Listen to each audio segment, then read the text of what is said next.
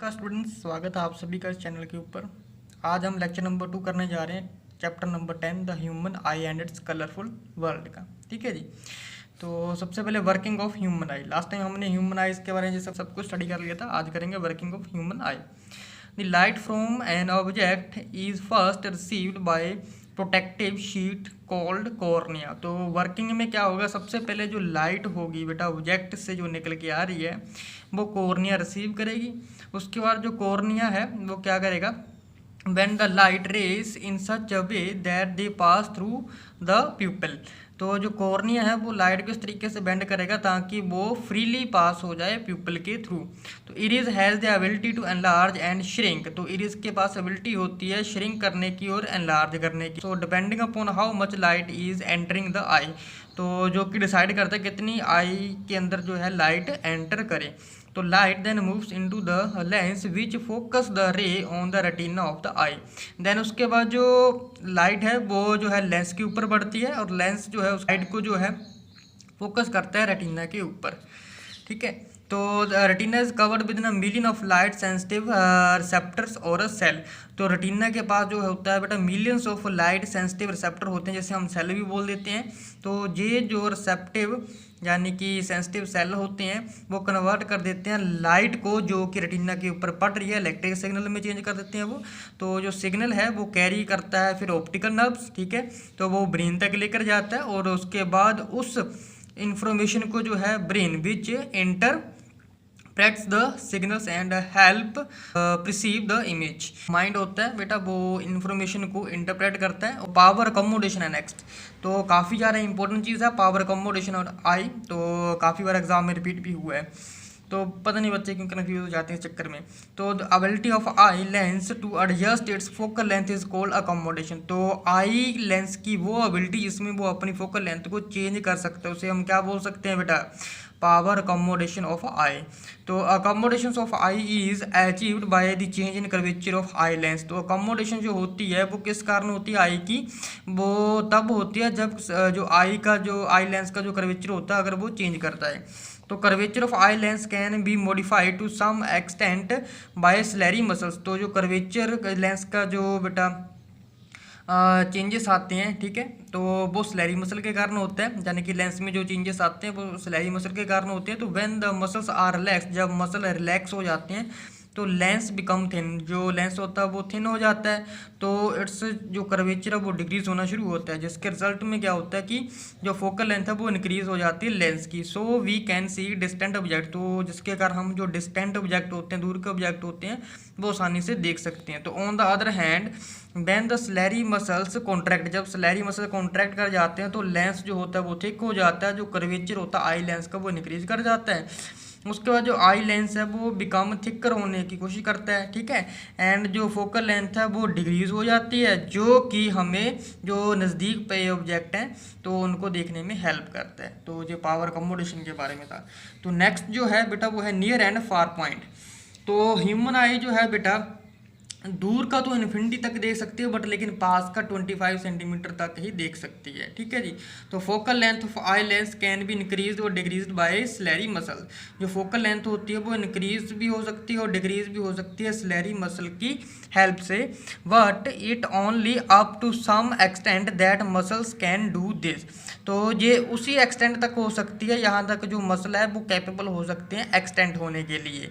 तो focal length can not be decrease beyond a certain limit. तो एक minimum limit के पीछे जो फोकल लेंथ है वो कभी भी डिक्रीज नहीं हो सकती। जितनी उसकी जो लिमिट है उतना ही जो है वो चेंज कर सकती है अपनी फोकल लेंथ को। ठीक है। So our eye can not see object comfortably if the distance is below 25 centimetre from the eye. तो अगर मान लीजिए 25 सेंटीमीटर से भी कम डिस्टेंस के ऊपर कोई ऑब्जेक्ट है नज़दीक रखा हुआ है तो उससे जो है वो ऑब्जेक्ट जो है वो क्लियर नहीं दिखाई देगा। ठीक है जी। क्यों? क्योंकि एक लिमिट होती है डिक्रीज होने की फोकल लेंथ की। तो this is called the near point और a least distant vision of distinct vision. इसी को हम क्या बोल देते हैं, नियर पॉइंट या फिर least distance of distinct vision बोल देते हैं। ठीक है जी। क्वेश्चन आता है what is least distance of distinct vision, या फिर नियर पॉइंट क्या होता है।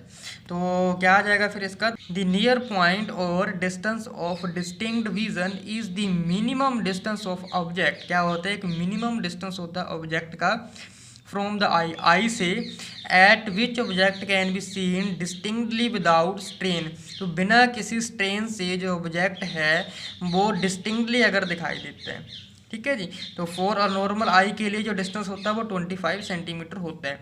तो फार पॉइंट की डेफिनेशन क्या जी, far point of eye is a maximum distance. क्या होता है, फार पॉइंट आई का एक मैक्सिमम डिस्टेंस होता है जिसमें जो आई है वो सी करती है, बेटा देख सकती है ऑब्जेक्ट को क्लियरली, ठीक है, ऑब्जेक्ट को क्लियरली देख सकती है। तो फार point of normal healthy I is infinity. तो एक नॉर्मल हेल्दी आई के लिए जो फार पॉइंट होता है वो इन्फिनिटी होता है। तो जो यहाँ से बेटा रेंज आ जाती है, कितनी आ जाती है, 25 सेंटीमीटर से लेकर इन्फिनिटी तक, ठीक है जी।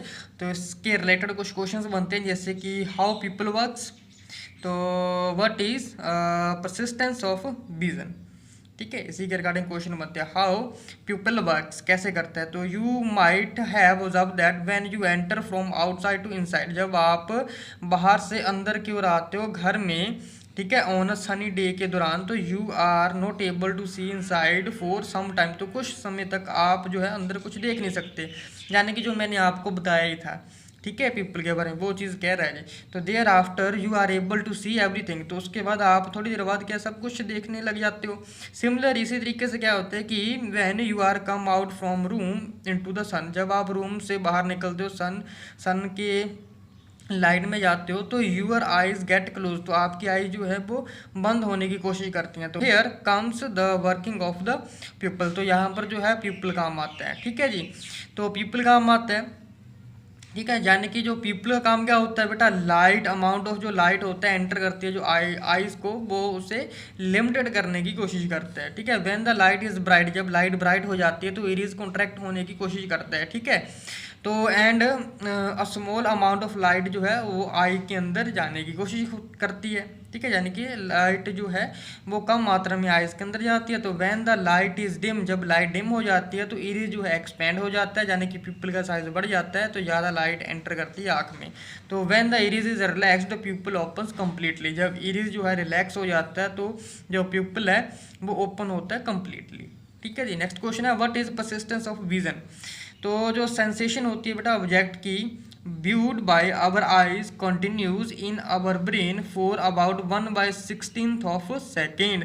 कह रहा है कि जो सेंसेशन होती है ऑब्जेक्ट की viewed by our eyes, जो हमारी आंखें देखती है ऑब्जेक्ट की सेंसेशन को, ठीक है, वो कंटिन्यू रहती है ब्रेन में लगभग 1/16 सेकेंड तक। हम यानी कि अगर आप किसी ऑब्जेक्ट को देखते हो, देखने के बाद आंखें बंद करते हो, तो 1/16 सेकेंड तक वो जो इमेज है वो आपके ब्रेन में रहेगी, ठीक है जी।